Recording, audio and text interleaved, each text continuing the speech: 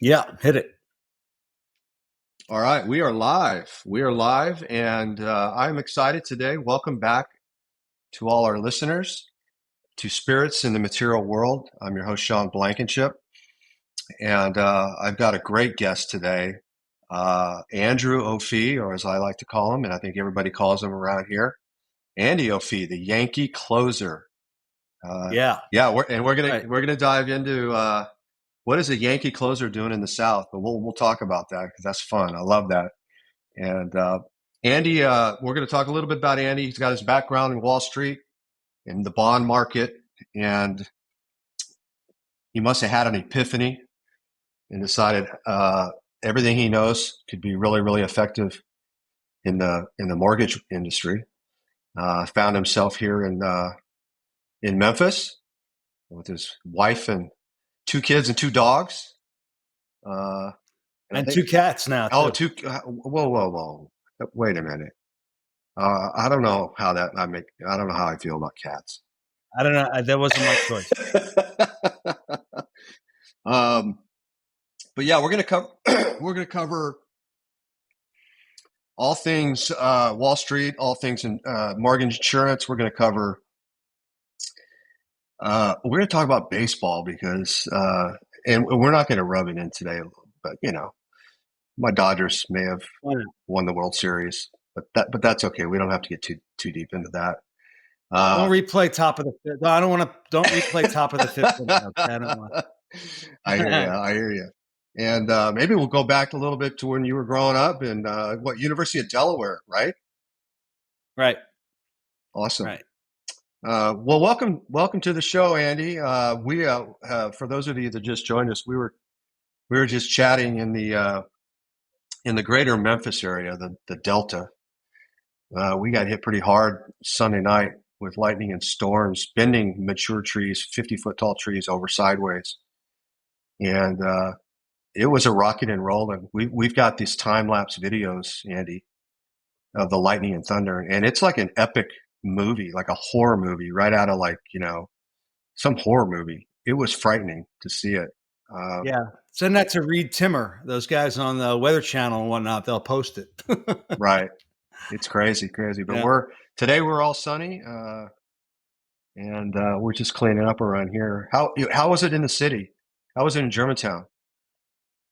It's funny. You look at the people in Germantown in our area. It's funny. It's like there's a corridor where nothing happens. It happened again yesterday too. They were calling for all this crazy weather, and the storms went north of us and south of us, and there was just a gap.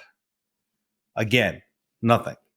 Right, So nothing. we had some storms a little bit on Sunday when you got it, but nothing other than just a decent thunderstorm with not a lot of heavy wind. So we dodged a bullet again in Germantown. Right, right. Well, that's all right. You guys have had your fair share over the years. Um, Yeah. and I saw AC/DC's concert in Nashville at the Titan Stadium, or I should call it the Nissan Stadium, was canceled. So I'm sure they got whatever was hitting us and started heading their way. Right. Um, Right. um, so Andy, let's start from when you were growing up. Where'd you grow up? Yeah. So I grew up in a town called Fort Lee, New Jersey. I don't know if Yeah, there are any Saturday Night Live fans out there, but Rosanna Dana, she made Rosanna. Fort Lee famous. Fort Lee, New Jersey. She would do the newscast, and she put Fort Lee on the map, I guess. But we were on the map before that. It's located directly across from the George Washington Yeah. Bridge, which connects northern New Jersey to Interstate 95, and that is basically the gateway to the northern part of the United States. So when you go over the bridge, you're in the Bronx. And 95 takes you all the way up to Maine. And then you leave there, you can either come down and either take 95 south or Interstate 80 all the way across the country. So at the time, it was a place to live for a lot of people that were working in New York City because housing was relatively cheap at the time.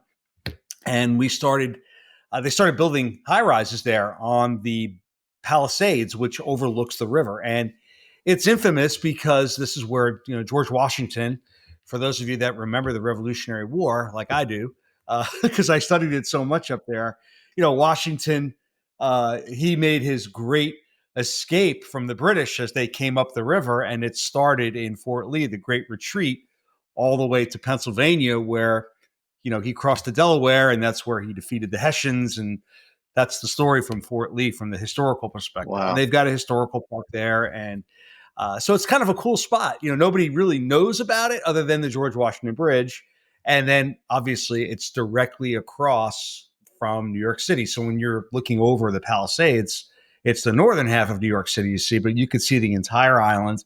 And, before 9/11, you were able to see the Trade Center and the Empire State Building. Now the skyline's changed completely. But so it was kind of a unique spot to live because it was completely suburban. And you think, wow, I'm 20 minutes away from Yankee Stadium, which we were, and great from the greatest city in the world. So it was kind of a really cool place to live for sure. Yeah. Well, I love that. I love New York City. When we lived in Madison, which is by Morristown, for those of you that know a little bit about New Jersey, it was great. We'd walk across the street, get on the train, and we could be in Madison Square Garden in like 20 minutes. Exactly. Never. We didn't drive into the city much. We did, the George Washington. I've done the George Washington, the Lincoln Tunnel. But that part of New Jersey, people think of people that don't know New Jersey, they think of like Newark and the Sopranos and that type of. But New Jersey is absolutely beautiful state. Yeah, and the Garden State. Yeah, right? it really is. Like you said, all they think about is Newark and Edison and Trenton, the capital, and those are the parts of the city that are like a little bit obviously a little bit like any other city. They've got their issues. Right. Our kids went to a soccer camp at West Point. Oh wow! You want to talk about sitting over they have a restaurant. You're sitting over the river. I mean, it is just gorgeous, man. It is just so gorgeous. So that's cool. So you grew up in New Jersey, coffee. You still say coffee? Yeah. Exit 18E, in case for people joke about that. They want to know what exit you live off of the turnpike. So it was exit 18E. That's the truth. And if you missed your exit, you had to drive another 5 to 10 miles before you could get off and turn back around. Pretty much, yeah, exactly. Yeah, I love it. Or you're going to New York City on the bridge. They had a couple of bailouts there on the way over, but I don't know if that's probably changed. I haven't been up there in a long time, so it's been a minute. So, did you play sports when you were a kid? Yeah, so I was growing up. It's funny you say that because I have two boys. One's going to be 7, the other one's 5, and I try to tell them, how great my childhood was because in my neighborhood, there were anywhere between 7 to 11 kids that were all within 1 or 2 years of each other. We all went to the same elementary school. We all went to the same intermediate school. Most of us went to the same high school. So there was no, again, I'm not breaking any new news here, but we had outside activities whenever we could. Right. So we all were, we played wiffle ball like until it got dark. We would go to the elementary school baseball field and we would play until dark. In the wintertime, we would play football in the elementary field until it was dark. Just knowing that had to be home by 6 o'clock. Summertime, you were able to stay out late again until it got dark. So playing sports was a big thing. And my oldest brother he played football at high school. And my brother Kevin was a great athlete. He was a great football player in high school. And I wanted to kind of follow his path and play football. But he got hurt and my dad was like, you're not going to play. So pick another sport. So I picked baseball and I started playing baseball when I was, probably 5 or 6. And then I got Little League and it just progressed. And then all those kids that I had played with in the streets were on these teams and we were playing against each other. It was just, I look back and I smiled because it was just so awesome. The field was like a traditional Little League field and it was just fantastic. And when I got into high school, I had played through those years through summer. And in New Jersey, you don't play, now they play, how many games these kids play? They're 9, 10, 11 years old. They're playing 40 or 50 games. In Little League, we played 16 games and that was it. And the season was over. And then you progressed playing by yourself with your other teammates that you played with. Yeah. So High school was the same way because it got cold. We practiced in March and not warm. So we practiced and it was 25, 30 degrees out. And we would get in maybe 12 to 14 games for a season. And that was it. And if we made the local playoffs, we would continue to go on. But so baseball was the sport. And that's what I aspired to. I threw a ball all winter. And that was the sport, man. And that's where I am today with sports, just kind of wanting to play it and watch my kids play it and having a catch. And it really is a great story for me growing up just because of the neighborhood we lived in. And it's sad because the kids these days, they don't have that opportunity. We live in a cove, right? And it would be ideal if there were 5 or 6 kids that lived in the cove because, it's a great spot to play stickball or play wiffle ball, but there's no kids. So it's really strange growing up now for these kids and what they missed. Right. I totally relate. I think we're from the same generation, and even with my boys growing up, we were in Skillman. I remember, which is just outside of Princeton. It's starting to sound like I'm from New Jersey too. I just happen to live there a lot. And my wife would have to, she would do the double finger whistle, and that radiated through the neighborhood. And right. No matter, it went like for mine. Wherever my dad had the same thing. I could hear it like 2 miles away. And that was it. They knew within 5 minutes. Didn't matter what friend's house they were at. Because they were always outside playing. And I do think that.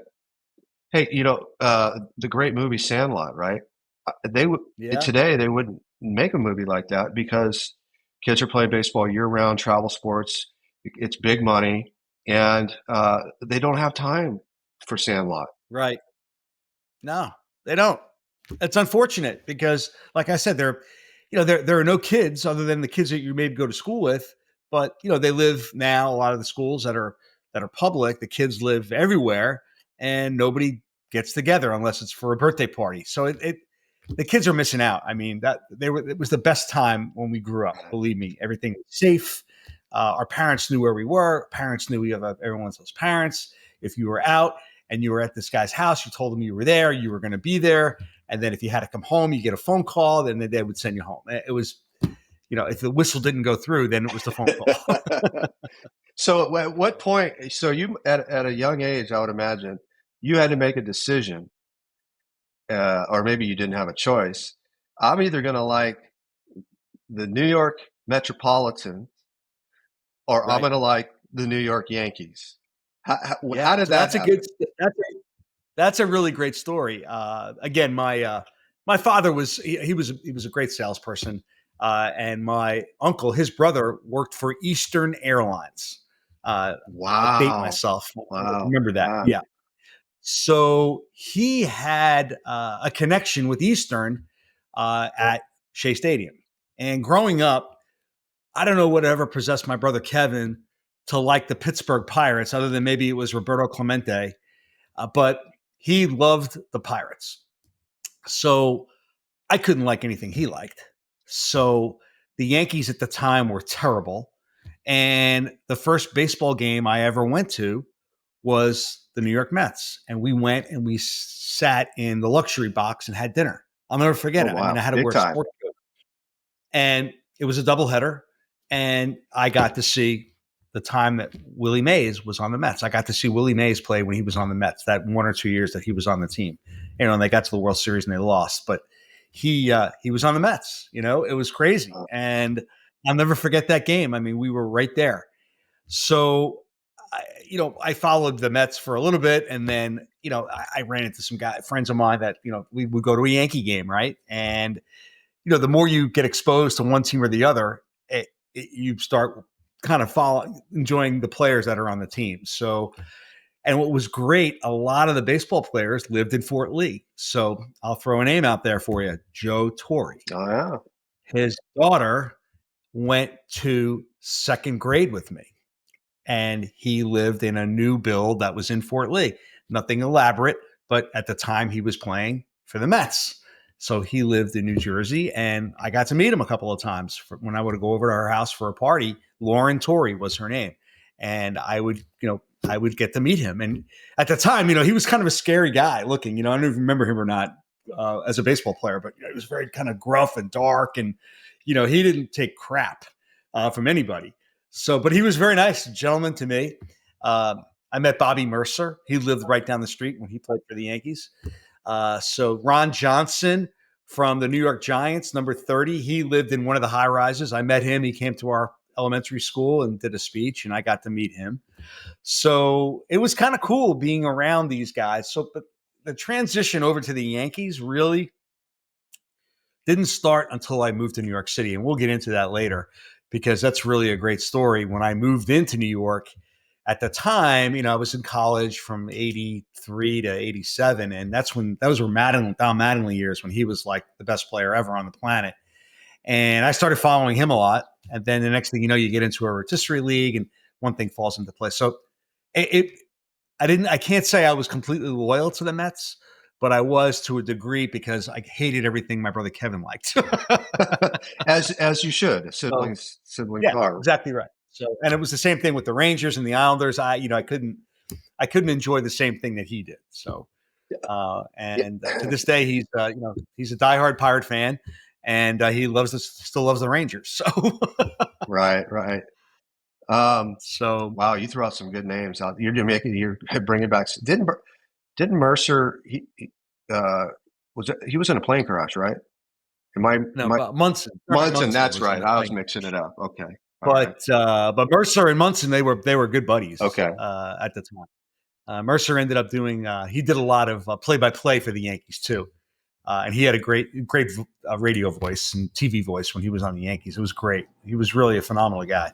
He had that little twang. It was really amazing. So I'm going to probably get that. He was supposed to be Mantle's replacement, and he didn't really pan out to that. He was a good player, but he wasn't a great player. So I'm going to probably get the year wrong, but I'm going to take a guess at it.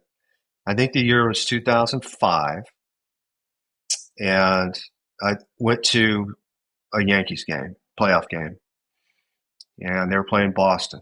You'll probably correct me on this.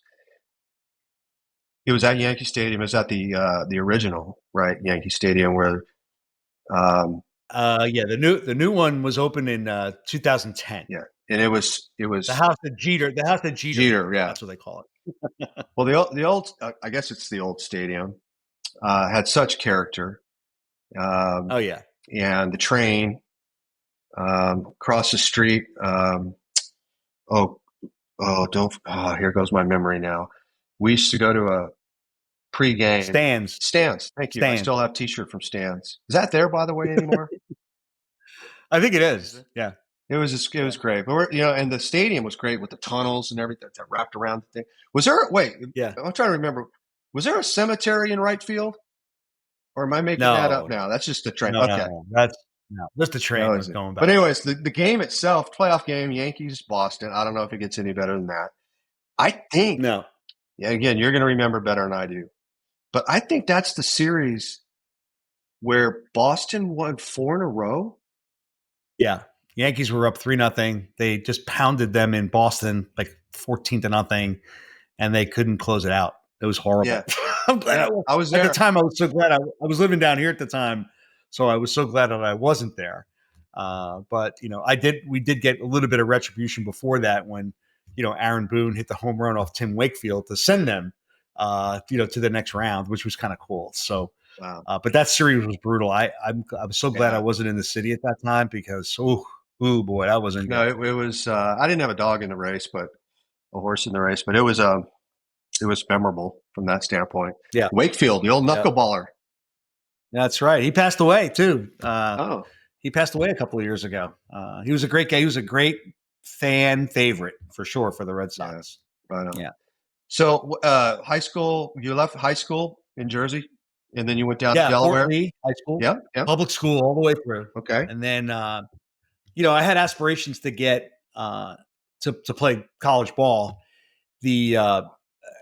And it's crazy. Delaware is a Division I school for baseball, and at the time they were offering some scholarship money. I didn't get any. I went down there and I talked to the coach, but He's like, come on and, try it on as a walk on. So I'm like, okay, I'll try it. So I got down there. I worked out all summer, hitting, whatever. I got down there, I tried out, and I could hit. I was a better hitter than I was fielder. And I got in the cage, and they were throwing. I don't know what the type of speed was, but I was ripping the ball. So the assistant coach goes, "Hey, lay down and bunt." So I get away and I square it to bunt, and he goes, "No, no, no, drag bunt." And I'm like, "Huh?" Like I'd never done a drag bunt before unless I watched it on TV. So I laid down this perfect drag bunt. It was amazing. I don't know how I did it. And we ran and we got out in the field, and so I get a notification a week later that I made it on as a walk on. Yeah. And it was great, right? So I get on down there for the first practice. Like, remember, I'm coming from a public school, now going to a Division I baseball school. Not like, we're not talking like a school like Arizona or Stanford or any of these big schools in the South. It was a good program, but locker rooms were shared with the lacrosse team. It wasn't like a super bona fide ultra program. So I get out there, and I used to catch in high school, and I was 5'8", maybe. So I got my catcher's glove, and coach says, "Yeah, catcher's over here." So I run over, and there were like 4 or 5 guys that were catching, including me. And the captain of the team was the catcher, and he was like 6'4", weighed like 225.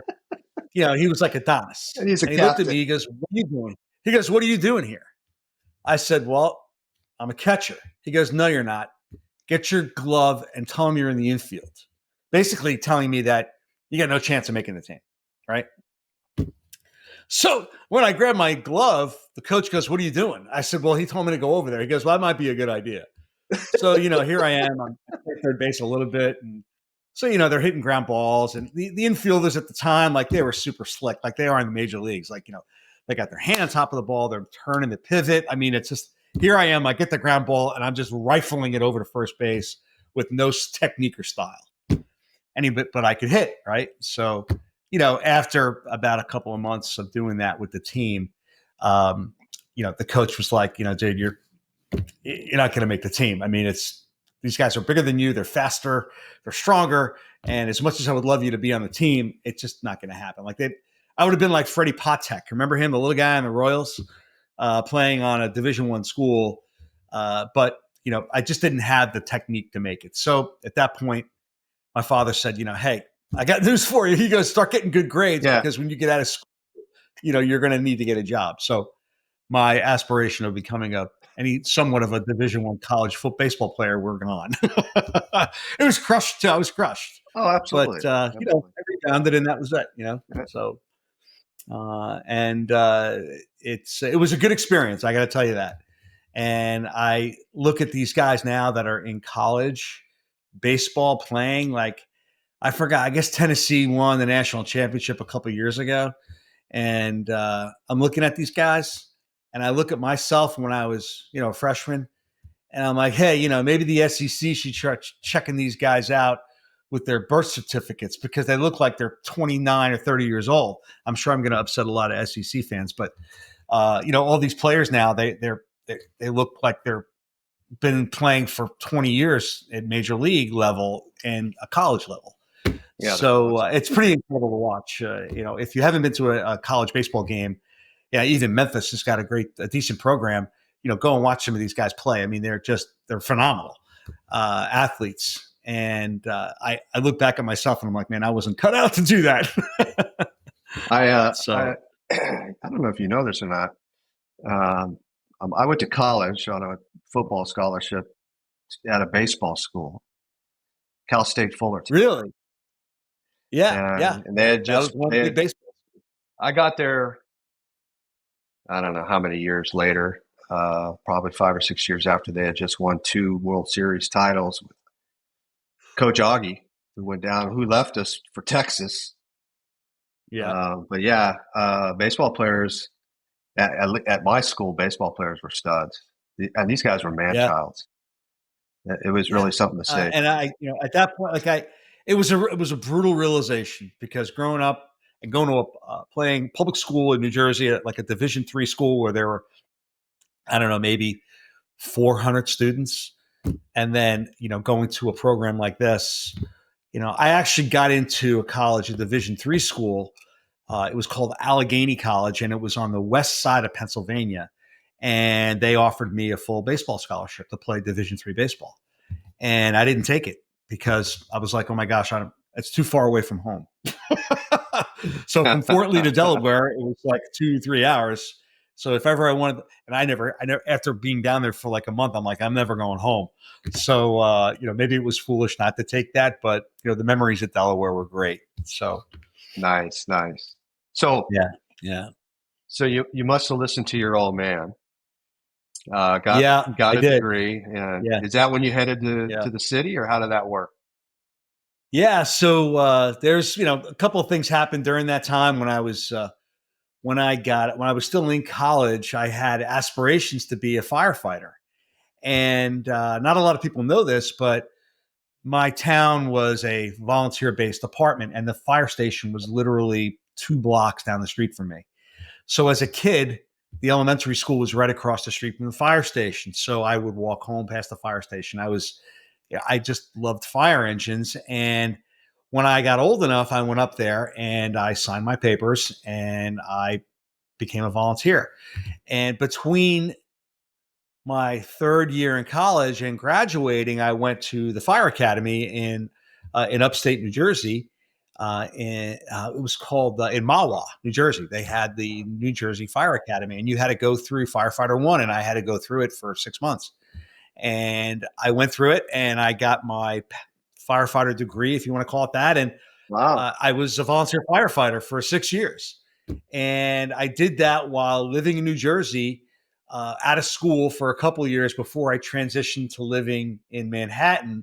And I actually Uh, kept on for a while I moved to New York, and I would come home and I would actually stay with guys that were firefighters in New Jersey just because I wanted to be around the firehouse.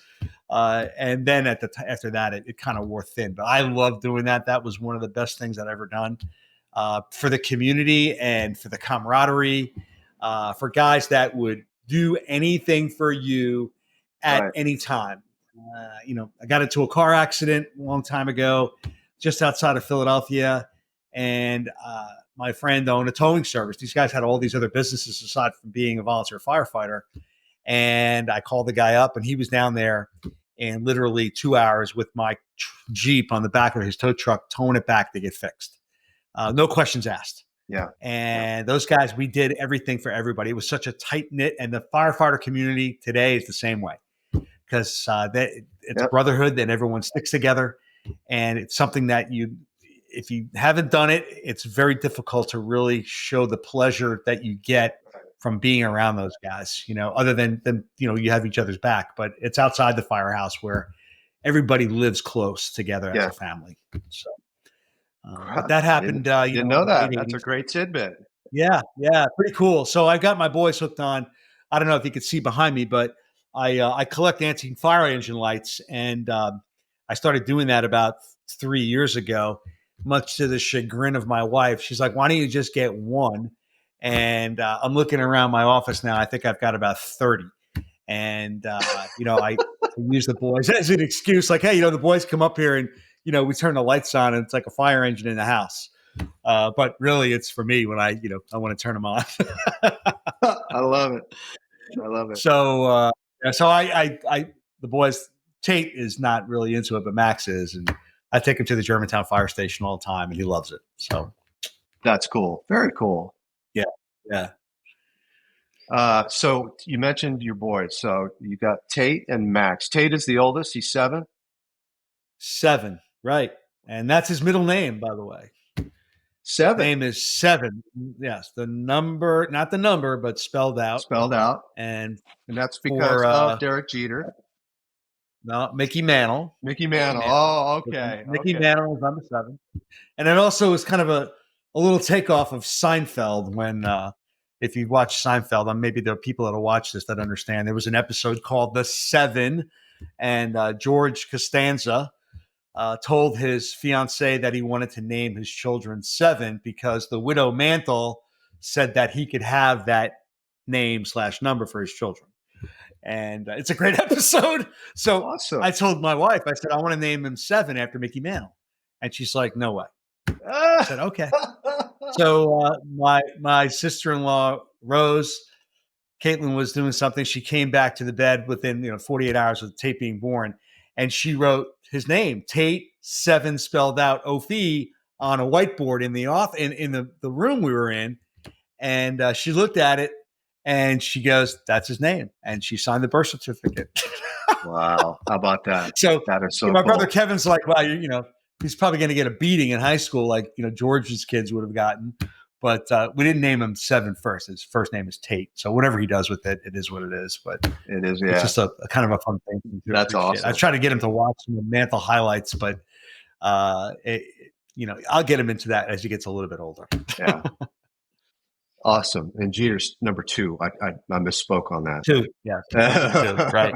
And Caitlin's your beautiful wife, who obviously, yes, I know. Yes, we've been married work. for 10 years. 10 years we've been married. Yeah.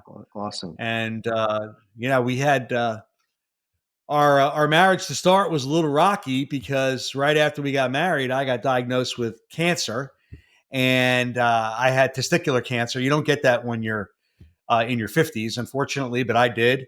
And if you are a guy, if there's one thing you do get, if you're going to get cancer, it's that, because the protocols are, it's 99.9% curable. That's what Lance Armstrong had. And his was much more advanced than mine was. But, I had surgery, not to give TMI, but when, you do the surgery and then you have chemo, you've got, the stuff sterilizes the crap they put in you. So we had 2 IVF babies back to back within 19 months with no problem. So, Nice. I was healthy as an ox with my swimmers, and Caitlin was a great mom for that side. So awesome. Yeah, because a lot of people that do IVF, they don't catch on as fast. So we got lucky with the 2 boys, and they're 19 months apart, and they're at the age now where they're kind of battling each other. But I guess I did that with my brother too when I was growing up. So. Oh, I did too. Yeah. My boys You did do too. as well. Nothing new. There's nothing new there. No earth-shattering family stories that make it sound like everything is honky-dory here in my house. So, yeah. So that was pretty interesting. But, prior to all that is when, my Wall Street days started. And that's when I owe my brother Kevin the benefit of the doubt, because during the summers in high school, I ended up working in the parks department because I was close to the fire department. So we had 6 community swimming pools, and I got a great gig. I would vacuum the swimming pools out. So get out in the morning at 6 o'clock with a guy who had been there forever, older guys that were just kind of riding out, hoping for their pension. And I'd get out there and we'd vacuum the 6 swimming pools. And then in the afternoon, we'd go around and put chlorine in the pool. And the next day we'd run it all over again. But between my junior and senior year, my brother Kevin said, "Look, you got to come out of school with something. You don't speak a foreign language. Your degree is whatever. And if you have any aspirations to go to college, to go to grad school, he told me, if you're not making $150,000 after you're 2 years out of grad school, you chose the wrong career." So I didn't get my MBA, but he got me a job working for Merrill Lynch downtown across from the World Trade Center at 1 Liberty Plaza, 165 Broadway. And he knew the senior guy there that worked for the accounting department, the bookkeeping department for the fixed income salespeople that were doing a lot of mortgages. So, he goes, "I'm going to get you this job." He goes, "You make sure you're the first guy in every day, and you make sure you're the last guy to leave every day." And I was. And I had menial tasks, but, I did them. I got them all knocked out. And when I had free time, I would go down to the trading floor, and I would kind of just hang out with some of the traders. And I befriended a guy. His name was Ken Atlas. He's still around. He played baseball for Lehigh. And, we chatted and we became friends. And that's how I kind of had my segue into the mortgage-backed trading desk through Ken and meeting some other guys down there. And when I was going to leave for my senior year, to graduate, I had worked there in the winter too. We had a winter break. I worked there for 6 weeks just to kind of get my name and build up my resume. Right.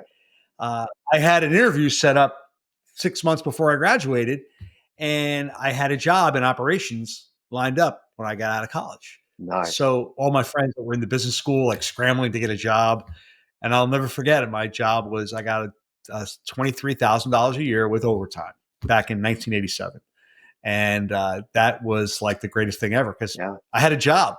I didn't have to like worry about it. All these guys were like, "Oh my gosh, I don't know what I'm going to do. Where am I going to work?" And I got a job. I was lined up because my brother Kevin got me set up down there. All right. So, and that rule, I tell my boys, I said, look, when you get a job, you're going to do something, you do it right.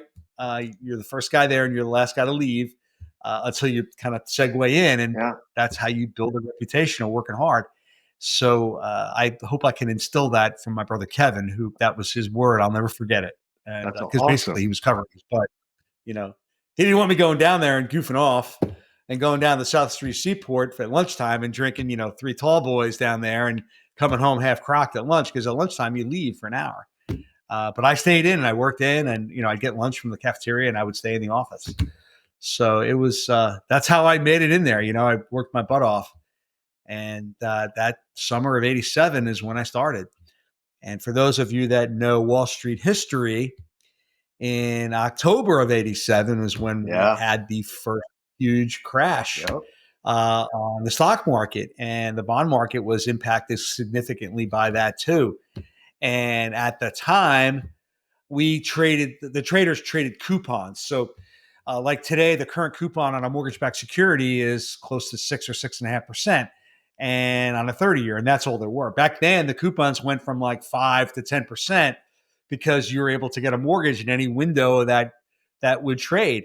And the business, it was so volatile. I'll never forget that week. I was staying there and I was not in New York yet. I was living in New Jersey still with my folks in Western New Jersey.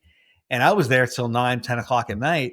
And then I would get a limousine ride home to Flemington, New Jersey, which was, an hour and 45 minutes, only to wake up in 4 hours to take a bus back.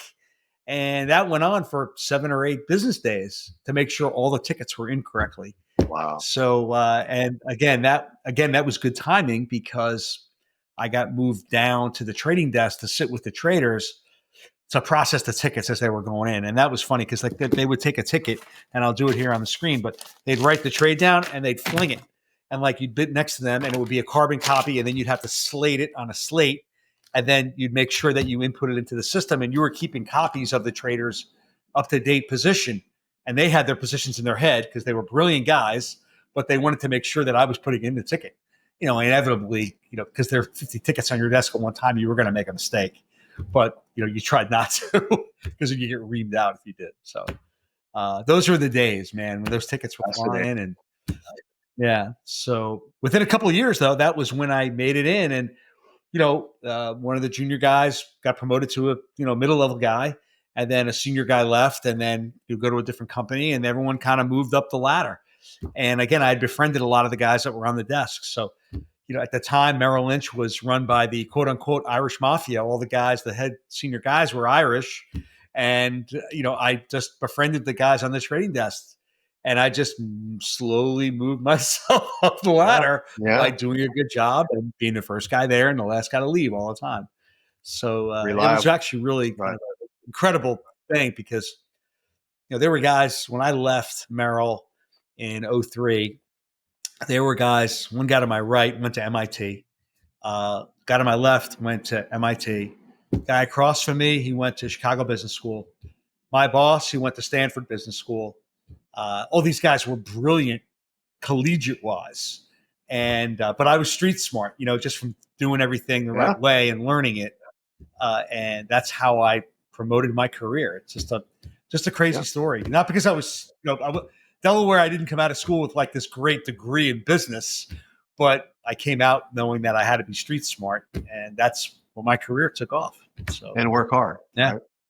It's amazing, and work hard. Corporate America, how far you can, success can come from hard work and get a lot of common sense.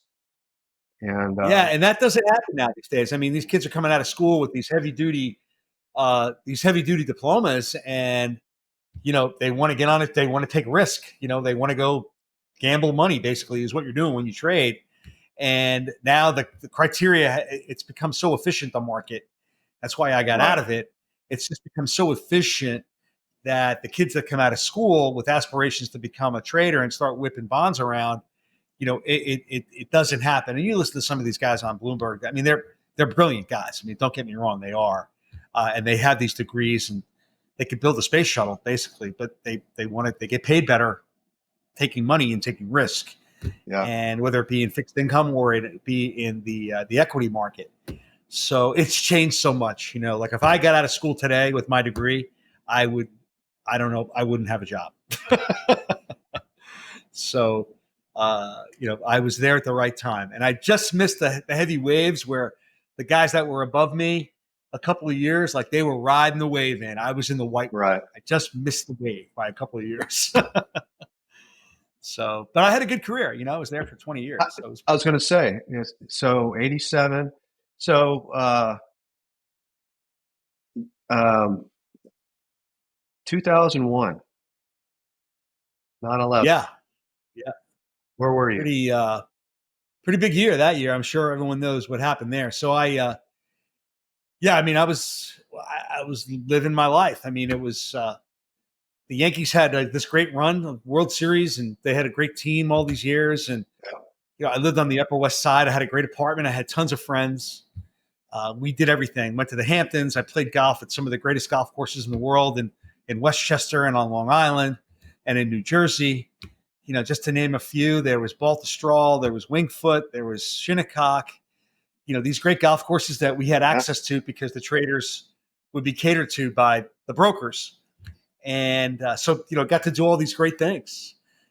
And the 9/11 comes around, and that weekend I remember it vividly. I've replayed it over and over in my head, and I've told the story so many times. But that was opening day weekend of the NFL, and the year before the Giants lost to the Ravens. They got stomped in the Super Bowl. And that weekend I went to see the Jets at Giant Stadium play Peyton Manning and the Colts. And I went with a bunch of my buddies, and they got stomped. Peyton was at the peak of his game, and that was on the Sunday before Tuesday of 9/11. Yeah. Monday comes around, that's September 10th, and the Giants were on Monday Night Football against the Denver Broncos. And a lady from San Francisco who was a young salesperson came to town, and the salespeople took the traders out to drink and party and eat. And she took us out. We went to a bar in New York City. Maybe you remember this, Sean. It was called Old Town Bar. And I think it's still there. But it was pouring down raining, and a bunch of us went out, and we had a big old time watching the game. And it was snowing in Denver. I remember that. And the Giants got stomped. But I stayed there with her for, way after hours. And, I poured her into a cab, and she got to the hotel where she was staying, which was right across the street from our building. And I went home. And she told me, she's like, Andy, make sure you call me to wake me up because I have a flight to leave in the morning. And I said, yeah, sure. So, I wake up. I'm not going to deny it. I was hungover as a bear. And I got to work, 7 o'clock, right on time. That's what you did. Shaking my head. That's how you did it. And, so getting ready to go. 7 o'clock, bacon, egg, and cheese sandwich, rock and roll. That's what we did. And all the other guys in the desk were feeling the same thing. And at 8:46 is when the first plane hit. And I was there in '93 when they blew up the garage. I don't know if you remember that. I do. That was a big event because that it made a sound that sounded exactly like the sound that it made when the first plane hit the North Tower. And I was like, oh no, here we go again. They try to blow up the garage. So I told my boss, look, I'm running outside. Got to see what's going on. Because they said it was a small airplane. And my buddies were on the 105th floor. And the name Cantor Fitzgerald probably rings a bell because they lost everybody that day. And 15 of my buddies who I'd known for 15 years were on that floor, on a 100th floor. And I ran outside. And again, I've walked by those buildings for so many years. And I can still see it now. I looked up and I was like, man, that's not a small plane because the entire side of the building had that gash in it. You could see it in the videos. So I run back to the Hudson River side because I'm trying to call them to tell them, hey, the plane hit the building, get out. Unbeknownst to me, that had cut off all of their egress from the building. So I'm in there I'm trying to call my parents too to let them know that I was okay. I couldn't get through. And the cell phone service, which was right there, Verizon, obviously was blowing up. Couldn't get on the phone. Cell Right. phones weren't Right. working. Trying to get people on the phone. And I was standing outside with a good buddy of mine and one of the senior economists. We're standing outside in this court by on the Hudson River side by the Winter Garden, it was called, in the World Financial Center. And we saw the second plane come up the river, and we saw it fly right into the South Tower, like right there. And it was like I could still see the name on the airplane as it was going in. And it was weird because it was weird, Sean. Like I can remember it, but I don't remember hearing anything. Like maybe it was a low rumble, but you think of a plane flying into a building, you'd hear it. But it was almost like a concussion effect. So then, your fear runs into your body and then you start running. So I ran like an idiot. Instead of running away, I ran back into my building with my friend and the economist because I didn't have my wallet. I had no money. I had no keys because I thought I was going to come outside, see what was going on, tell the guys to get out, small plane, blah, blah, blah. Well, I run back in and we were on the 7th floor. I get to the 7th floor and there was nobody there because the elevators they weren't running the elevators. So I get up on the 7th floor and I get out. I'm sorry, the floor was still full. People were going down the stairwells. They were evacuating them down the stairwells. And I remember pushing through the 1,500 people that worked on the floor. And my boss grabbed me and he goes, where do you think you're going? I said, I got to get my keys, dude. I don't have an ID. I don't have my wallet. And I went back to my desk and I was the only person on the trading floor except one guy whose brother worked at Cantor and he was trying to call him on the phone. We had these phones that you would touch the screen and it would ring the other side. And he was on the floor. They couldn't get through.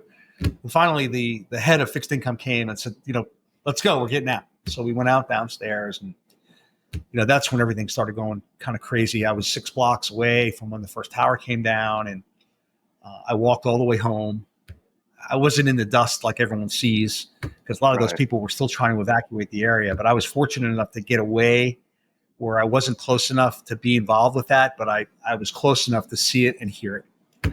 So, that was the beginning of the end of my stay in New York City. I mean, it was just a traumatic thing. Some of the worst things I saw that day, not only were the plane, but the jumpers. I saw probably about, I don't remember the number, but I could probably tell you that 2 years ago, but it was probably anywhere between 10 to 15 people hitting the pavement. I was 5 or 6 blocks away. And that really left a pretty good scar on me, aside from the fact that you saw the plane, you saw the results, you see the buildings come down, your friends are gone. And, PTSD was pretty bad after that. So Memphis calls. Oh, man.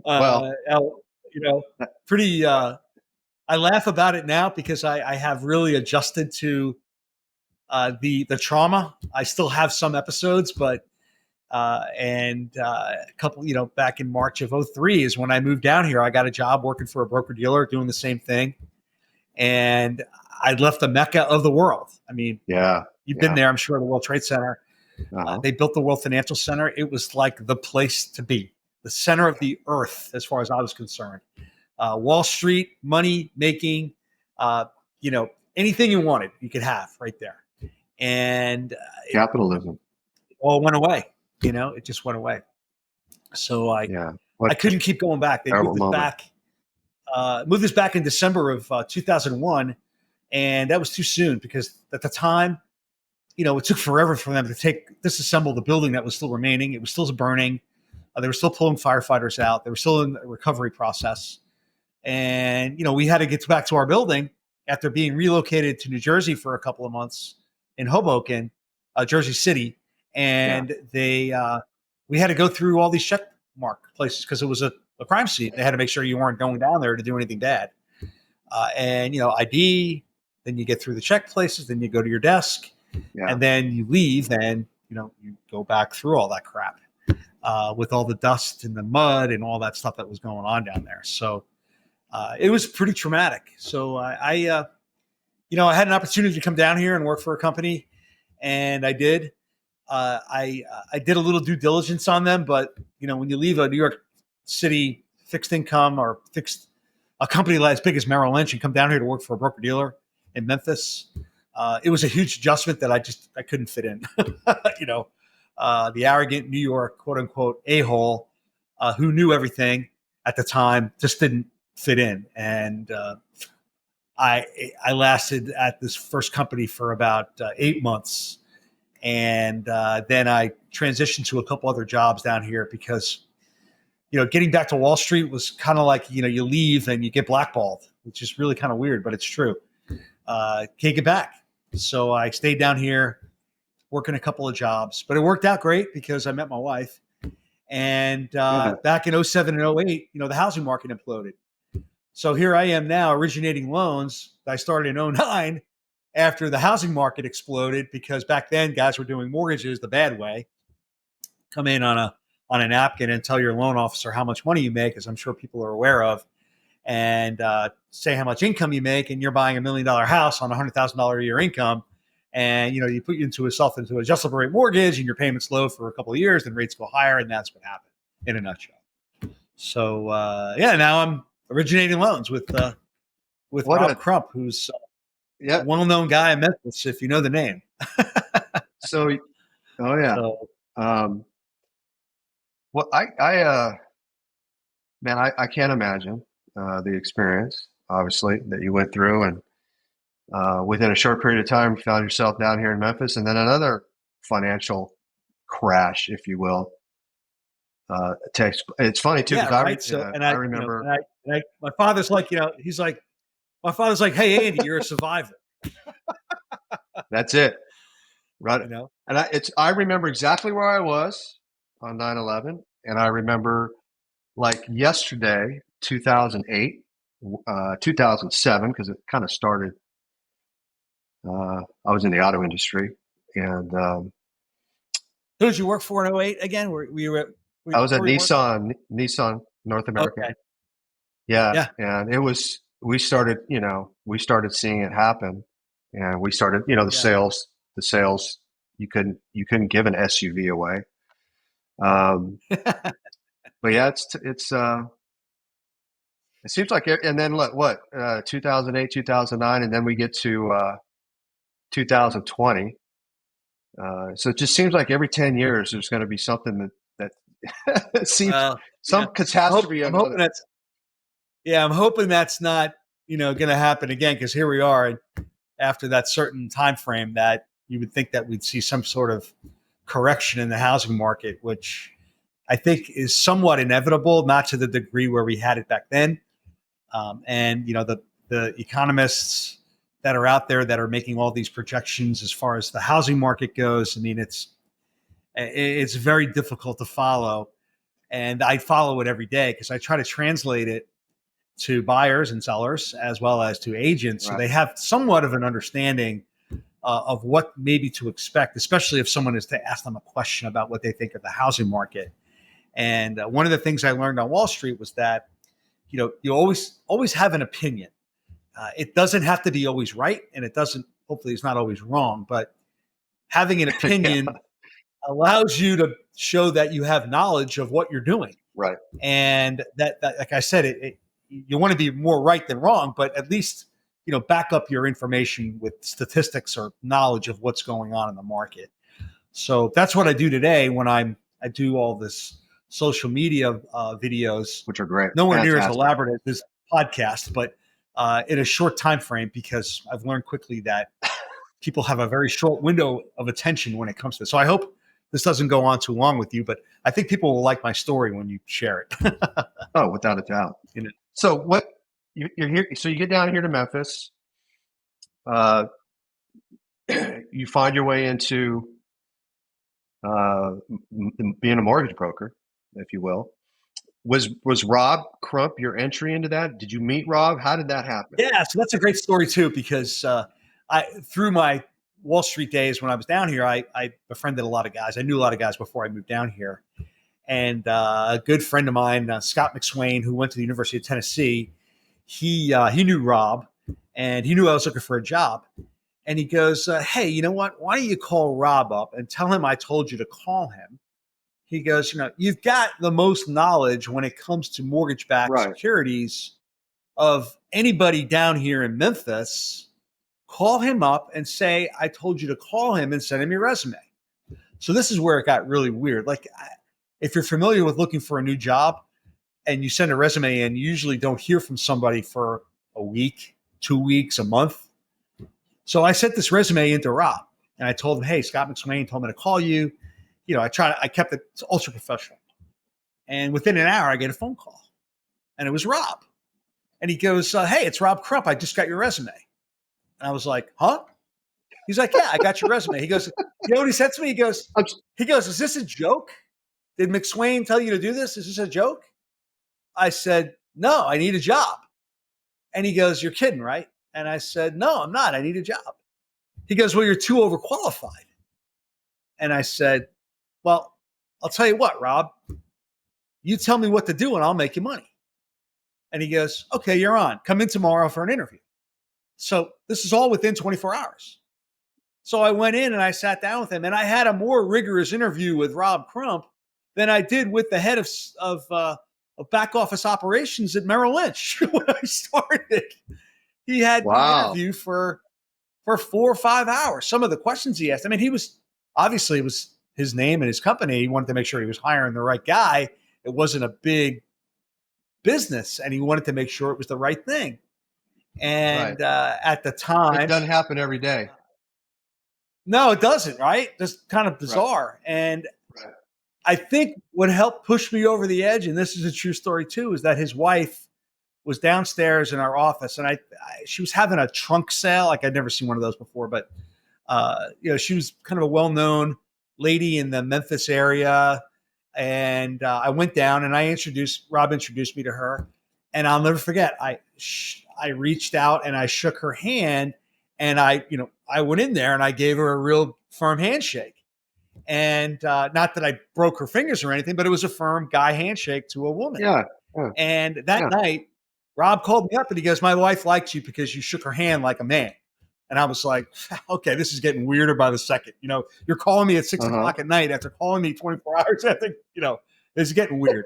So he pulled me back in a week later and we had another thing of interviews. And he goes, man, I just don't know. He goes, you don't know the loan programs. I said, I know the loan programs.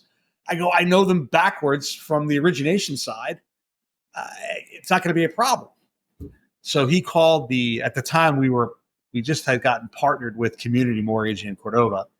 And he called the CFO up. And the CFO said to Rob, because you're out of your mind, he has no experience.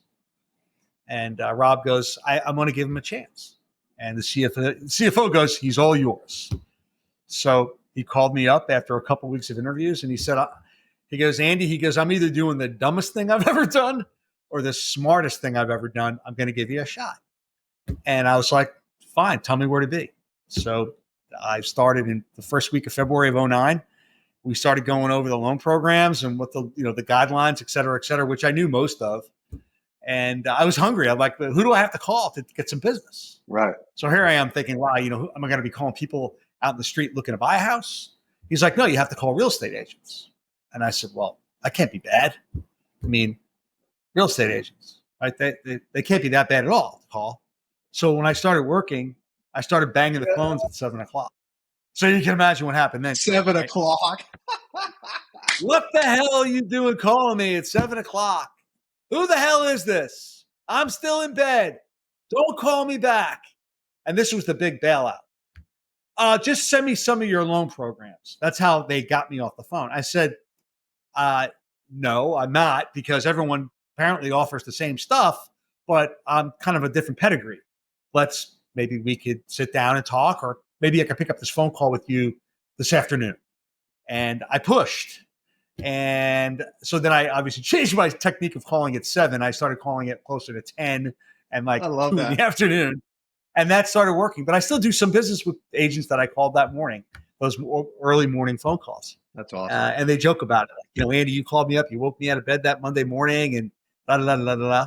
So, within a couple of years, I was out producing Rob. So congratulations. He was very happy with that. He admitted. Right. You proved him. He made a Hey, good you know decision. what? It was a smart move.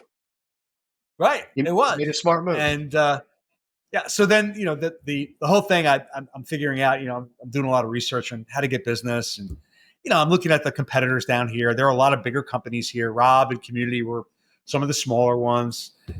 Some of the banks were pretty decent sized, but they weren't doing anything to market. Like they weren't doing anything I'm going to call a realtor up and ask for a referral, but I felt obliged to give them back something. And when I first started, I tried to reinvent the wheel. Like, how do I get a buyer to call me first?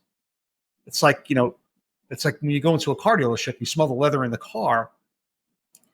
And the first thing the salesperson comes over, he goes, "Man, you look good in that car." He goes, and you're like, "Man, I do." You get out, he goes, "I want it." Well, let's talk to the finance guy. It's the same thing with a house now. And even more so today with the internet having the ability to look at homes before you know what you can afford. Right. And I've tried everything. And the agents that send me business, I've explained that to them. Like, I don't get phone calls. People are not coming into my office to apply for a loan first. It just doesn't happen. So, when I started, I met a lady who said, you got to come up with a blogging or a vlogging page. So she's like, you got to come up with a call sign, and I'm like, a call sign, like whatever. She's like, well, you're a Yankee and you close loans. So why don't you be the Yankee Closer? And I was like, wow, okay. That sounds pretty catchy. Wow. So I went to, this is true story. So we went I would to, have bet money you came up with that. no, I didn't. Somebody, She did. yeah, that I is kid you not. awesome. I did not. All right. Stephanie Barrett, and I'll give her a shout out. Yeah. She came up with it. And then we went to, I forgot the domain name place that you go to buy the domains. And I'm thinking, boy, Mariano Rivera, the Yankee Closer, Hall of Famer, he's got to have that website. He didn't. So I bought all of them. The Yankee Closer, Andy O'Fee, Yankee Closer. So I have rights to all of them. And he never called me to buy one, unfortunately. Otherwise, I wouldn't be here. So Right. So that's how it started. And when I told Rob what I was going to do, he being a structured Southerner was like, buddy, I don't know if that's a good idea. Yeah. And I said, well, why? I can see that. He goes, because a lot of these agents that are older are, from the South, and some of them don't like Northerners. And I mean, like, I said to him, like, oh, like, you mean like I'm a carpetbagger? I said, I knew all the terms, right? And I said to him, I go, hey, you know what? If they don't want to do business with me, that's their loss. They can continue slogging along, doing what they're doing.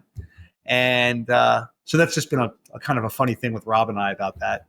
And as soon as I started cranking business out, outside of him and beating him every month in production, he's like, I'm going to be the Southern comforter, like that. He tried, just jokingly came up with stuff, but he didn't have to, because, his name Crump, he's the great grandson of E.H. Crump, the old mayor. So he doesn't have to do anything. He really doesn't, but just to break my chops, which he loves to do. So that's how I got the Yankee Closer. And wow, I thought you did that. That's great. It's perfect. Yeah, it's perfect. Yeah, it is, right. Some people have their names like the home loan team or whatever it is, right. The mortgage lady or whatever it is, but it doesn't define you as the person, as far as I'm concerned. Those names are fine. Don't get me wrong, but I've got one, and it's funny. Like that, Caitlin and I were out shopping once, and I closed a loan for a Memphis police officer, I don't know, 5 or 6 years ago. And we were out shopping, and I saw him, and he was coming at me. And he goes, yo, Andy O'Fee, the Yankee Closer. Yeah. Caitlin's like, oh, boy, I love it. Yeah. That's great. Well, that's the industry. So you've been in financial, whether it's been Wall Street or whether it's now been in the mortgage. You've seen all the way through. And your videos, just for those listening, your little video nuggets are awesome, and we share them in my company. We share them. Your website's still the Yankee Closer, or yankeecloser.com, right? That's right. For people that want to. Yeah. So I I get some traction on the website, not a lot, but it's Social. it's between social media with TikTok and Facebook and Instagram and YouTube where I post a lot of the stuff. I'm not anywhere near the number of followers that some of these mortgage guys have that are on there that, they have a marketing team that helps promote them. But my job is to promote myself in our little bubble here in Western Tennessee and promote myself here as much as possible because that's where I get my business. So that's awesome.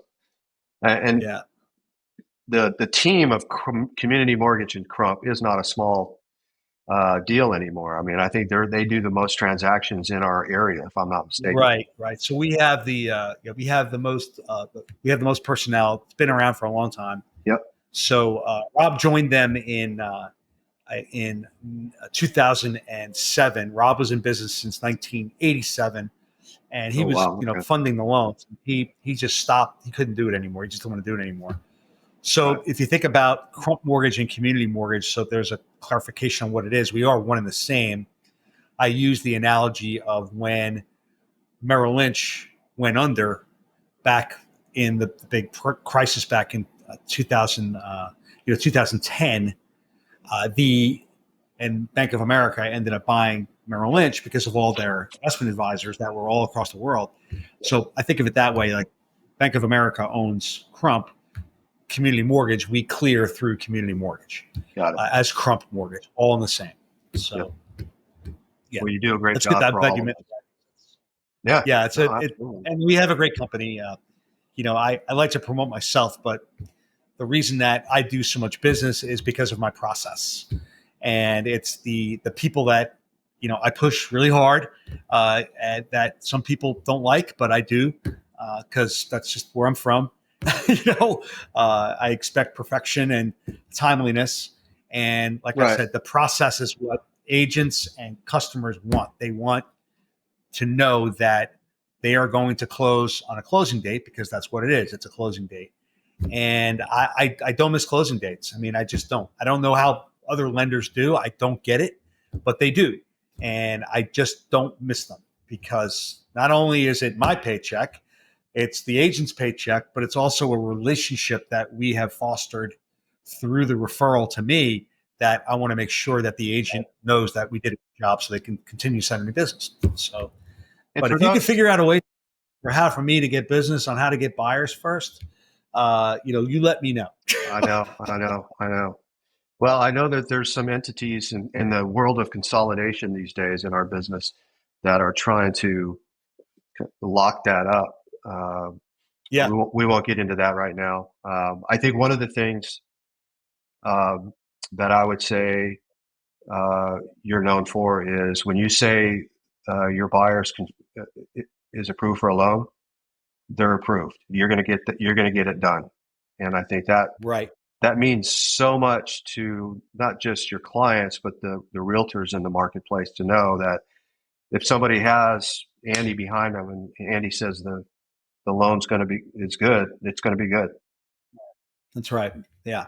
So it's so funny though, like, like the process sells itself, but I go like to another degree that I don't know that other lenders do. First of all, the market has become so commoditized. And I did a video about this a week and a half ago because I'm just awestruck about the fact that it's all transactional right now. Everyone wants to close inside of 20 days. Everyone wants to get in their house. They want to close, boom, boom, boom, boom, boom. And I get that. But for me, like, I don't want it to be a transactional process with somebody unless it has to be fast and they're out of town. Right. I want to get down to know the person so that in 5 years, when they go to sell their house, just like an agent would, but as the lender, I want them to come back to me. And ironically enough, I just closed a deal with a gal that closed on a new house in Piperton, and she bought a condo downtown with me 5 years ago. And she called me first person. You did a great job back then. I want to do business with you again. And that's because at the time I made sure that I was going that extra degree to get away from it being transactional. And you mentioned some of these bigger companies right now. That's exactly what they're doing. And I think it takes away from a buyer that really wants to have that relationship. Now, some people, younger folks, they just assume, boom, do it online and tell me if I'm approved, and boom, let's just roll. And that I get that. That's okay. I can do that too. But for most of them that are buying their first home with millions of questions, it's so important. Yeah. And when the agents hear that I do that, they're like, man, why am I sending business to over here? I should be sending them to you. Right. So that I like that. I think that sets me apart from a lot of other people that are in the industry that takes the time to build that relationship and take it Yeah. away from being a transaction, So, I saw but something today. anyway, I think it was this morning from NAR Research, and I'm probably not going to be exact on the percentages, but it has the same effect. It said in America today, households that have an income of $78,000 a year can only afford 22% of the listings on the market. And if you move that number up, I think they moved it up to, let's say the household has $100,000. They're able to afford 37% right, of the listings in America. right, And right, and we could dig into that, but that speaks. When I got married to Dawn, who um, we couldn't rub two nickels together. If we didn't make $40,000 together when we both had jobs, and we right. bought a $110,000 condominium with 13 or 14% interest rates. I mean, we were, it's crazy to think how things have changed. But if somebody's making Yeah, $100,000 and what is available to them is only 37% of all the listings in America, that's a credible yep, statistic. yeah. So I Um, mean, affordability that's a huge problem. I mean, affordability, you're yeah, dead on. Yeah. And I think what people miss out on that, there's a lot of clickbait going on out there right now about home prices and incomes not keeping track with home prices. And I think when people see those numbers and those charts that are out there, they're like, well, I can't afford right, to buy a house. right, right. Well, people think about, hey, is 100% of your income going towards 100% of your mortgage? It's not. No, It's, like you said, close to maybe 25 or 30%, not of the percentage of houses you can afford. But that clickbait that's out there makes people think, well, I can't afford to buy a house because my income is not keeping pace with where home prices have gone. So there is a little bit of some confusion when that comes along the way. But I don't disagree with you about the percentages of what people can afford. yeah, And I don't know what it's going to take. I can tell you what, it's not going to take interest rates going back down to 3% because they're not going there. nope, And is it going to take a huge housing correction? Well, we don't want that. But I think if we could see a housing correction in prices by a healthy correction of 10 to 20%, like we saw in the stock market the last 6, 7, 8 weeks as a buying opportunity for people, if we can see that correction in the housing market, that would be ideal. Now, are we going to see it? Well, again, we're starting to see more supply. I'm sure you can attest to that. no, More no, homes are on the market. Econ 101, more supply, yep, less demand, prices will feel the pressure. And maybe we'll get that correction in the next 6 to 12 months so people can afford to buy a house. And it all goes back, and you were there, it all goes back to when COVID hit and the government made money so cheap. It put the houses that were on the market into multiple offers. It drove prices through the ceiling. That one spike, they came down a little bit, and then they've been on a steady rise ever since. But there's no way we're going to ever no. not recoup, but see that correction back down again. I just don't see it. I don't. I have this I have this conversation with my boys. I have this conversation with anybody that'll listen.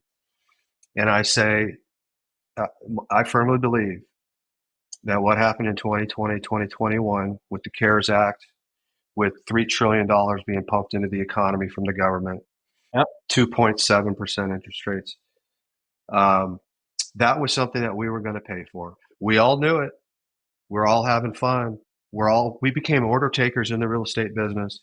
We're laying Sure. out multiple offers. We can't keep up with all the deals, but we all knew we were going to pay for Oh yeah. this. And did we cause it? No, but we were going to pay for it, and it happened. It happens. You can't. Right. It's like drunken sailors. We're all going to wake up one day. And That was, I mean, again, and as a result of that, I don't think that you know the newer agents that are coming into this market are, they may have heard and were exposed to that stuff, but right. now they're finding out that it's not like shooting fish in a barrel anymore. No. It's negotiating skills, it's working, it's having a good team around you, Yep. and it's so essential to be creative, either listing or working with the buyer. Getting someone to the across the finish line as much as you can. It's so funny. People talk to me about, there was a period of time where I kind of beat the pavement about people that rent versus buying and the benefits of it financially. And it took me, the period of time for 15 years to realize that I've been doing it wrong for all these years, because most people I thought would be wanting to see numbers in regards to home price appreciation, the value of your tax write off, et cetera, of buying versus renting. And it took me that long a period of time to realize that it's not a financial decision that people are making to buy a house. And I know you guys go through Ninja, and I believe Yeah. that may have been touched on in classes because somebody mentioned it to me the other day. But it's an emotional decision to buy a house. And it touched me also when I closed a loan last week with a couple that's just going to have a baby.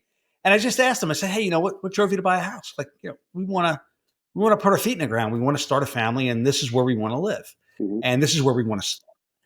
And I was like, man, I've been doing it so wrong for so many years by being the guy, and telling them, hey, this is the way you got to look at it. Instead of saying, hey, I'm an advocate for you. If you ask me, is it a good time to buy a house? I'm going to tell you, I don't know. You tell me. What's making you want to buy a house? If you want to talk financials, we can, but this is an emotional decision right now. Don't worry about mortgage rate. That's optional. Don't talk about the mortgage. We could talk about the payment for sure, but your emotions and your gratification of getting into your own home. And, I said, having an office where I could put, 30 fire engine lights in and call it my own. You know what I'm saying? That's all You didn't comes have you back didn't to have a that, right? choice. She made you keep them in there. I, Those well, were I, never okay, not going well, to leave I there. didn't have a choice. Yeah, I didn't have a choice. I didn't tell you that my office is like 200 feet off of my house, like somewhere in the backyard. No, I'm only kidding. Exactly. But so no, but seriously, that was an eye opener for me. And so now I'm telling people, like, look, I'm your buyer's advocate. I'm going to be transparent with them. I'm not going to force Yeah. feed numbers down their throat, because it doesn't work. I can't tell you how many scenarios I've run, how many I've shared. Like, it doesn't work. The numbers could be true. You're making a projection as far as where home prices are going to go, and here I am talking to you that we need a correction. So I'm not being an advocate of your buyer. If you're going to buy a house now, are home prices going to go up 25% in 5 years? I don't think so. But if you're buying a house right now because you're emotionally attached to having something that's your own, hey, then you've sold yourself, and I'll help you get there with the finances. But it was really an eye-opening experience for me. I was walking through my neighborhood and I did the video, and I'm like, oh my gosh, like I can't believe I've been doing this for so long, telling people that way. So if you're listening, understand that a house is an emotional decision, whatever it is, and you want that room, you want that yard, you want that garage, you want that area, you want that school. You want something you're going to start a family with, and that's the whole point of home ownership. It's you got guys that are dinosaurs in the Right. industry, and I don't Right. need to mention any names, but they're continuing to push the benefits of home ownership financially, and you got to get away. It's not a financial decision. We could look at it 5 years from now and say, wow, that was a good financial decision. But the get go for people is the emotional side of it that gets them into a house when they're ready. Yeah. So, um, Yeah. I think really, just we've all suffered. Generations have suffered through seeing so many financial, um, so much financial trauma in the last 20 years, if you will, that right. look, at the end of the day, well, I do think what you're saying needs to be discussed and emphasized more, because it's a dream to own a home, and to have the protection, to have your family at the dinner table, to have the conversations, to grow the kids up, whatever the deal is, um, it's still a dream. And if you look around the world, we're we're far better off and have the opportunities that so many people don't have, to sit and overanalyze it. And I mean, when somebody says, "Is it a good time to buy or is it a good time to sell?" The funny thing is, the answer is always going to be yes, because it just depends on what makes you happy right now. Now, some people have to Right. look. We do a lot of relocation, corporate relocation. Some people have to move. So there are those Right. situations. There's always going to be a healthy 20% or whatever. I lived it. I moved 15, 16. This is probably my 17th move where I am now. Wow. I think in the corporate world, I moved 13 times, 14 times. And the boys were in 10th grade one year when we moved. So it wasn't like Wow. he just moved. And I laugh because I don't remember going, I wonder what the interest rates are. It didn't really matter. Yeah, I mean, you made the payment work, right? I mean, you just made it Yeah, you work, just, and and I think a lot of people, we talk about the younger generation. Um, you don't have to have a 3,500 square foot house to start with. You don't have no, to. Maybe you're not living in Germantown as your first house. You know what I mean? Maybe we ought to just right. reflect a little bit on what our expectations are. Um, but that's easy for me to say. I've moved down the road a little bit, but um, I call that I have a conversation with buyers that this is your dream conversation. yeah, You know, ideal versus optimal. right, And that conversation, you have to have it, because if you're not setting those expectations up right away, like you said, that they'll be humiliated, right. and they'll understand that, wow, I need to readjust where I'm looking. And unfortunately now, when I started in 2009, there's an area in Memphis called Colonial Acres. And that was the area that Oh yeah, first time home buyers would buy their first house. It was 1,500 square feet. Maybe it was a 3 bedroom, 1 bath home, and it had a little yard and it had a carport. And you start right there. You have your first child, and you're there for 4 or 5 years. You build up a little equity and you sell it. Those houses were selling for, I can remember. I can remember doing yep, contracts at 125 to $150,000. Now those houses are selling for 250 to 350, and even higher if they've been updated. So even that area now, that would be the ideal home, safe area in Memphis. You still have to pay for it. It's so funny. I think about this. Like, if you went to Chevy last year and priced a Chevy Tahoe loaded, you'd get a price, right? If you went there this year and priced the same model for a new model year, the price is higher. Like, car prices don't decline. It's the new norm, I think, that we are in. And I think that is a result also, I mean, from, again, the COVID era, but I think the housing market has been in that same kind of ride. And it's just a matter of how much higher, faster they can go. And like I said, this area of Memphis, it's an amazing, amazing spot because of the different areas where you could buy a house. You could buy a $2 million house in East Memphis and drive a half a mile down the street into an area where you could buy a $250,000 house. mhm, And the breakdown of the demographics of this area are really unique. And I think that shows up everywhere nationally. And I think you're starting to see more people move here. Now, crime is one thing. I mean, I know they blow that out of proportion on the news, but it is what it is. Any big city is going to have that. Ours kind of gets covered a little bit more.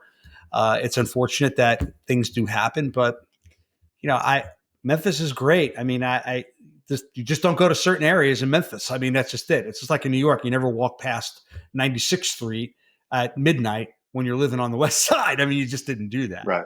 So it's just I'm all in on Memphis. I mean, I live in Germantown, but it's Memphis is our home Right. base, and the people that are looking, it's just you gotta push it away from all the negativity that's out there. So Are you starting to feel? Is your pipeline building up? Are you starting to see pre-approvals? Is it getting? yeah, so we've good. I have. I didn't. The Yankees had a good weekend series against the Mets, but I didn't have a good series. I went 0 for 4 Oh, with okay.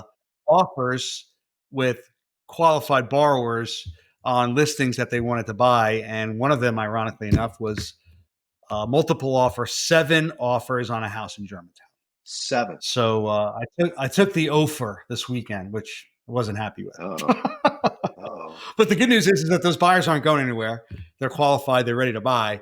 It's just that they got to find the house that they matter of want time. again and start the whole search again, right? So So that's the challenge. I want to, and we don't have to talk about this if it's an emotional topic, but we are, as you know, my company is we're the exclusive real estate company for St. Jude, and it's near and dear to Yeah, our heart. We spend a lot of time working with St. Jude, having meetings and events with St. Jude. It's just it is the world's greatest gift to Memphis. That we have St. Jude right here in our backyard, and I know that you and Caitlin and Max, the family, have spent some time there in the last couple of years, and we've had Max come to our awards banquet. yeah, We've celebrated Max. Um, yeah. I just can't imagine what you guys have been through. But tell us a little bit about St. Jude and the experience that you've had. Yeah. So I mean, our health issues that we've had as a family. I have cancer. Yeah, Caitlin has 2 very, very difficult pregnancies. Tate is born with a defective heart valve, Lebanon, open heart surgery when he was 2. Max diagnosed with a very rare form of cancer, Langerhans cell histiocytosis, when he was 3. Uh, 1 full year of transiting back and forth to St. Jude, yeah, 30 minutes away. I mean, how crazy is that, right? I mean, I had heard of St. Jude, the golf tournament. All I knew is that I'd never wanted to have to go there. And now we're put in that place in March of 23. And we spent the better time of that year going down there back and forth, whether he has a fever, you got to go down there. yeah, Something is wrong with his motor skills, you got to go back down there. Anything that would trigger something that would let us believe that something was going on back again with the cancer. So I got to tell you, that place, as a patient's family going there, yeah, it was really, you couldn't perceive it to be anything better. I would highly recommend people that have not had an opportunity to go down there to see what it's all about. Now, you may not get to see everything, but to get on campus, to see what they're doing down there now, the massive amount of building that they're doing for research. yep, They have a goal to cure every child with cancer. And if you have not had an opportunity to get down there and go on a tour, because I know they're opening them up again, make your donations accordingly to that facility. That money is going to the right place for children, and you don't like to see kids get sick. I mean, I went through it with Tate, and that was brutal. And then a full year of nonstop with Max, in hopes that whatever he had would go away. Now, thank God that in March he had his first set of scans, and he came back negative. So he'll be doing that for 5 wonderful, straight years. I think has come back. So wonderful, it was pretty amazing. But it reminded me again of when we first started again, because now you get the MRIs, you wait, and then you wait, and then you wait, and then you get the phone call, and then you get the 10-page report of what is going on with the portions of his body where the cancer was. And then I'm like, just tell me, is it good or not good? I mean, I don't need to read right, but it all came back clear. So that's good. So we have to monitor it. And, but he's a happy, he'll be too young. He's too young to hopefully remember it, but he's been great. I mean, that's no wonderful, complaints. We've had our moments of of where he gets upset with stuff, but not because of cancer. And he talks about, going down there because, whatever he wanted, he got. So, but if you haven't had a chance to go there, I recommend, if you have an opportunity, to take up that advantage and do it. Yeah. Or again, a pitch to St. Jude. Do what you can. I am donating a portion of my commission for St. Jude employees that relocate to the area that do along with me, and I Wonderful. donate in their name. So we're doing everything we can to give back to them. Yeah. For all the time that they've spent with us. And fantastic. It's incredible, really, what they do down there. Because again, there are families that are not well off financially. Some of them, I know, they couldn't afford the treatment that they're getting. Not at all. And gosh knows, I don't know what ours was financially, number wise, but I didn't pay a dime. So it was just, and we're here, right? I mean, we're right here. You've been down there several times, and that's the vibe. Yeah. It's right here, but if you don't have to go there with as a kid, it's great, but go there to appreciate the fact that it's there and understand what families go through. Right. To show just how fortunate you are to have healthy children, And to your point, and people don't realize that the families don't pay a dime for anything. No, they don't. And they are constantly building new facilities because, again, some of the treatments, like we had outpatient and we're 30 minutes away, right? So we go down there, we eat, we leave, we come home. But, for people that were forced to be down there for a period of time, I think people don't realize that St. Jude is not a quote unquote hospital. So it's a research facility that does have areas for patients that are terminal or that are very ill, where they do have hospital beds. But right. The kids that are going down there are getting their treatments, and then they have facilities for people to stay. I mean, they just opened up a family commons there while we were there, where they have this amazing music room. They have an amazing art room. You could go there and little girls can get their hair cut, boys get their hair cut, girls can get their nails done. They have an area where if parents are just flat out exhausted, they have these sleeping cubicles where you could go in and crash for an hour in total silence in the family commons that they just built. The cafeteria the food's phenomenal. And I know they're going to be enhancing that and making it bigger because of all the employees that they're bringing on board. So the families that stay there, they have a great place to stay. And they know that they wake up in the morning, they bring their food to their room, they eat, they wake up, they get their food, and they get their treatment, and they live like they're living. It's not home, but it's the next best thing. Right. So that's wonderful. Congratulations to you, to Max, to Caitlin. Everybody. Yeah, I mean, he's a trooper. I'd have him up here, but he'd bogart the camera from me, so I don't want to get him up here.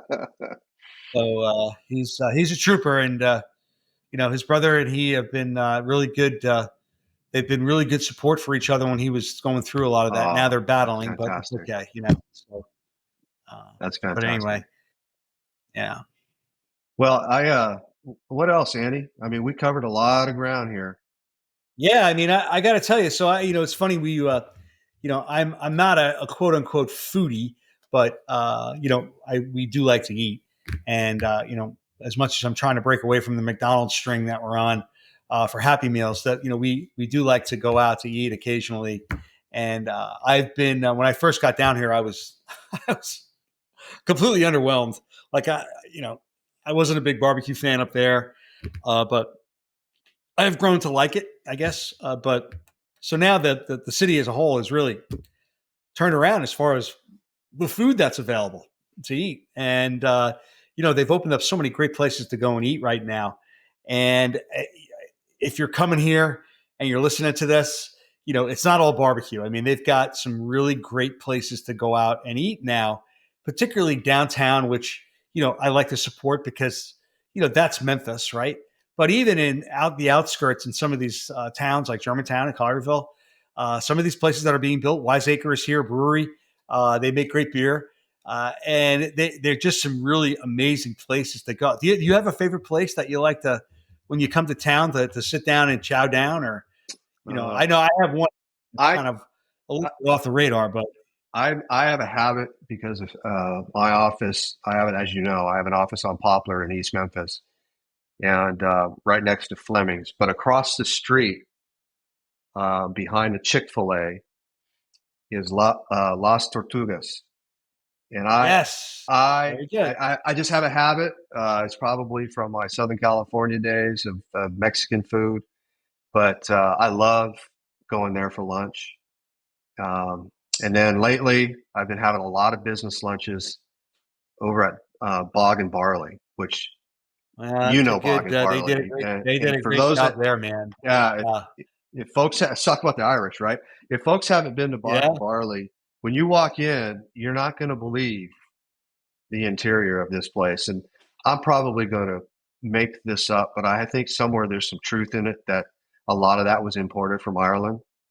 And I might just be, I think some of the bar may have been. I think that is true. And I got to tell you, it used to be a liquor store, and I never went into that liquor store. it still is. I never went to that liquor store, I didn't realize how much space they have. Oh, I don't know how big crazy. of that liquor store was, but I've been there a couple of times, and it's phenomenal. That's the best place to go get a pint of Guinness, as far as I'm concerned. And they've 100%. got phenomenal food. We went there with friends when they had just opened, so the kitchen was kind of scrambled a little bit, but they've got it all down now, and any restaurant, so they've done a really phenomenal job there. Now, again, I'm from New Jersey. I grew up on Italian food, Yeah. and there's some really good Italian places here. I am kind of locked into going to my pizza place in Collierville, Chow Baby, which is owned by a New Chow Baby's Yorker, great. and it's, they make the good Italian pizza, Neapolitan, and he makes his own sandwiches. It's great. But you walk in there, and I ask him to make me fettuccine Alfredo, and he'll make it for me, which is kind of cool. That's cool. Yeah. So, Awesome. but there's some I'm not that foodie guy, but we like to go out and eat, and it's really what they've done locally. And I don't even know. I mean, I know Felicia Suzanne's just opened up a new place downtown on Main Street. That was one of our favorite places to go eat too. Before we had the boys, but they've done some amazing things down there. So if you're a Memphian and you're living here and you're listening to this, you got to go down and check out some of the restaurants on Main Street when you can. Felicia, Go down and have a drink. it, You know, Felicia's, so she's incredible. I got to yeah. know her because a, uh, a neighbor that way, um, uh, he has a wonderful Christmas party every year. And she comes in, she brings the food, she makes the food, she's the caterer for the event. Oh And man, that was the like first time I got to meet her. yeah, And it's just an amazing event. And I've seen her here and there, and I can't wait to get up to check out her restaurant. I believe it just opened like a month ago. yeah. So she did it right. She took her time. From what I heard, a friend of mine just knows her through the conversation. But she did it right. I mean, she took her time getting it together because she closed her other place down. She Yeah, wasn't doing anything for I don't know, maybe a year. That other place was in a good spot too. It was over there by the old Madison Hotel, which was a really good spot right there on Main Street. But I think she probably outgrew that spot, and she did it right. She took her time, and she's got it really.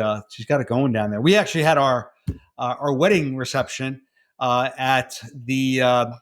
Oh gosh, I forgot the name of the restaurant. It's an old movie theater down there that they trans. Terrible. I don't know the name of it, but they made it into a great restaurant, and it's great spot to eat there too, right there on Main Street. Oh, I feel bad. I'm putting my foot in my mouth. I talk how great it is. I haven't been there in a while, but great spot to go. You know what I'm talking about? uh-uh, The place I'm talking about? No. no, Used to be an old theater, and they play old movies while you go and eat. It's really pretty cool. So, huh. they've done a really good job. They made bigger parking for the Orpheum, and so it's just, again, it has its spots down there you just don't go hang out at, but it does have great spots to go Good stuff. and go and eat If when you're down there. So our favorite barbecue, because that's obviously what this area is known for. Our favorite barbecue is Memphis barbecue, and where's that? So you got to come to Mississippi. You got to get that. Come down 55, get off Right. right at Goodman, 302, Yeah. and it's probably technically, I think it's in Nesbitt, but it feels like South Haven. But it's Okay. Memphis barbecue, and it's just the best to me, to a Yeah. lot of people. Yeah. I I could take do all it. family there, when people come in, we go there. So Yeah. shout out to Memphis I barbecue. there you go. Good. I could do a rack of ribs. That's what I like to do. But Oh, would love this place. I don't mind it being pulled off, but I like the rack of ribs, like, just getting into it. Well, if I could get you to go there, let's have lunch on me. All right. Or we'll have a late Uh, afternoon, depending on how the family life and all that is. But if I could get you to come down there, if I can get you to come about 6 miles south of yeah, I mean, Memphis. I'll get in the car and I'll drive. I can do that. I mean, we didn't share the story about how I had to buy you lunch because the Dodgers beat the Yankees in the World Series. I wasn't going to do that Which to you. I wasn't going to do that to you. I mean, I live up to it. That was pretty painful.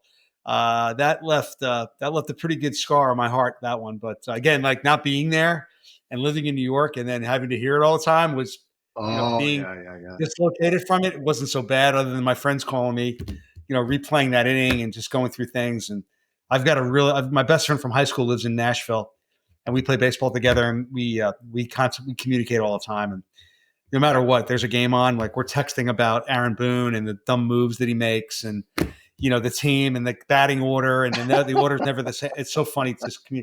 We are just such Monday morning quarterbacks when it comes to coaching the team, and it's so funny.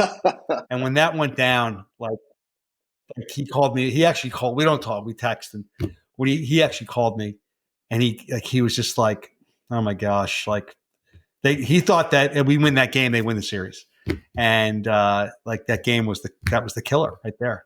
So Yeah. but Well, I felt, anyway, it's been a good year. We're having a good year of baseball. yeah, You know. yeah. Let's see what happens as we get further down the summer. Let's see what happens. Maybe we'll have another bet going on. Yeah. You know what? We'll talk about it by the midsummer break for the All-Star game and see where teams All-Star are. games. Yeah, because there are some really bad teams right now in baseball. I don't think Well, the Rockies are going to win. The Rockies may not win 30 games this year, which is brutal. Wow. So, yeah. Well, Andy, the Yankee closer, I appreciate Yeah, you. man. Thank you. Appreciate you, man. I hope I didn't chew your ear off too much. I hope we get a bunch of followers that'll watch and listen to this because it's a good story. And what was that movie? There was a movie. It was the Connecticut Yankees in King Arthur's Court. Remember that book? It was a great book. Kind of the same kind of thing. A Yankee moved to Memphis. Well, Maybe you can use that as the title. Happy to have you here. I'm glad you made the move. Yeah. So I'm glad to be here too, Sean. Thanks. All right, my man. Well, listen, have a great rest of the day. Say hi to Caitlin and the kids. Give them big hugs. Thanks for all you do. All right. Talk to you later.